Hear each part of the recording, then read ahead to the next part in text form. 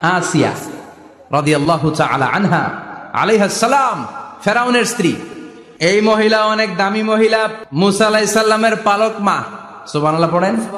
নিজের সন্তান ছিল না, সাইয়েদনা মুসা আলাইহিস সালামকে মায়ের মতো লালন পালন করেছেন।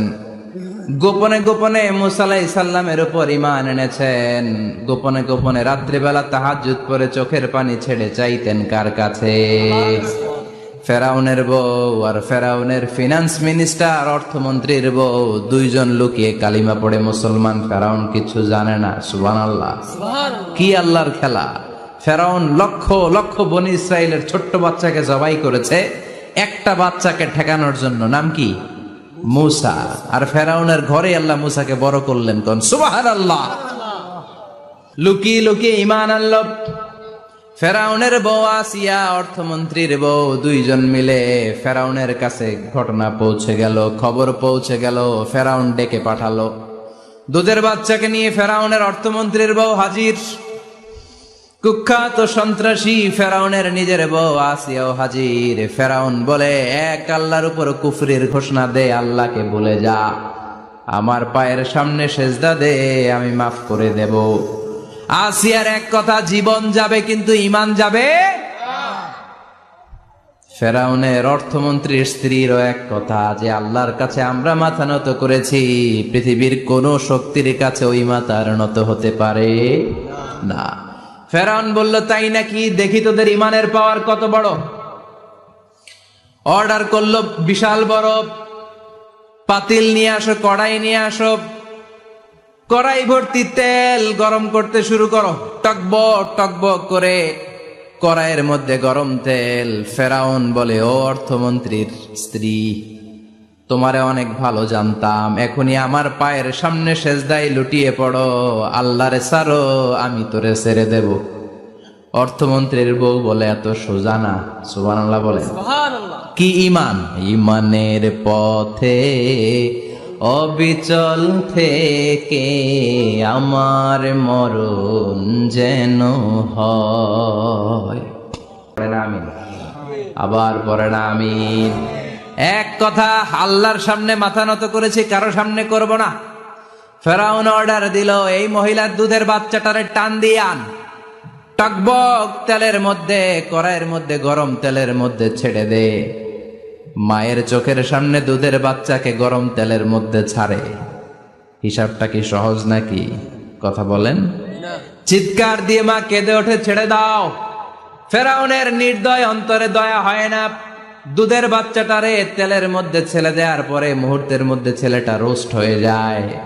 কিন্তু ছেলেটা হাত উঁচু করে ডেকে বলে, মা ভয় পেও না, তোমরা দেখো টকবগে কড়াইয়ের ভেতরে তেল, আসলে মা এটা আগুন না, এটা জান্নাতের বাগান।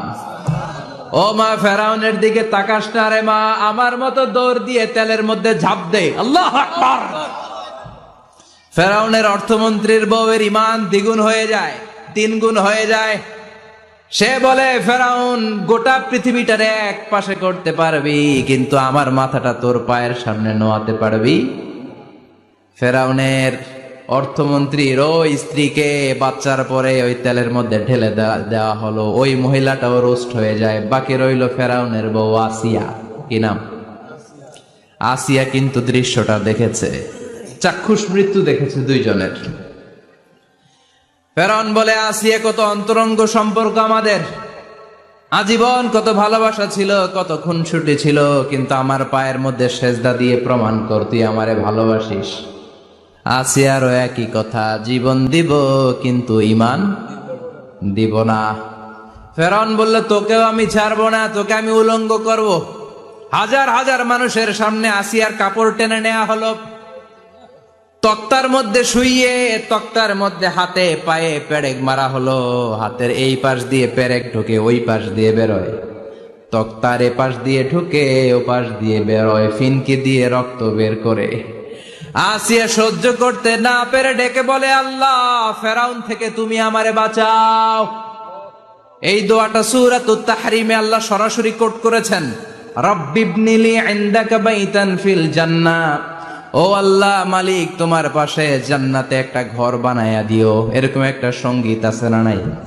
এই সঙ্গীতটা সরাসরি সূরাতুত তাহরিম আসিয়ার দোয়া থেকে কোট করা হয়েছে, পড়েন সুবহানাল্লাহ। মালিক তুমি জান্নাতে, তোমার পাশে আমায় একটি ঘর বানিয়ে দিও। আল্লাহু আকবার। সেই 5000 বছর আগের দোয়া আজও আমরা তাফসির মাহফিলে গান বানিয়ে বলি। 5000 বছর আগের কথা আজও আমরা কোরআনের আয়াত হিসেবে পড়ি। আল্লাহু আকবার। কি মাকবুল হয়েছেন মহিলাটা আল্লাহর দরবারে। আল্লাহরে বললেন, আল্লাহ শুধু তোমার ইবাদতের কারণে আজকে আমার এমন দশা উলঙ্গ হওয়া লাগলো, আমার হাতে পায়ে পেরেক ঠোকা হলো। আল্লাহ এখন গরম তেলের মধ্যে ছেড়ে দেয়া হবে, তুমি বাঁচাও। আল্লাহ বললেন, জিব্রাইল আমার জান্নাতটারে আসিয়ার চোখের সামনে তুলে ধর। আমার আসিয়া দুনিয়ার বুকে থেকে জান্নাত দেখে দেখে আমার মেহমান হয়ে আমার কাছে আসবে। আসিয়াকেও গরম তেলের মধ্যে ফেলে দেয়া হলো। দুনিয়ার বুকে থেকে জান্নাতের নমুনাটা দেখতে দেখতে সাইয়েদাতুনা আসিয়া আল্লাহর কাছে চলে গেলেন। পড়েন আল্লাহু আকবার।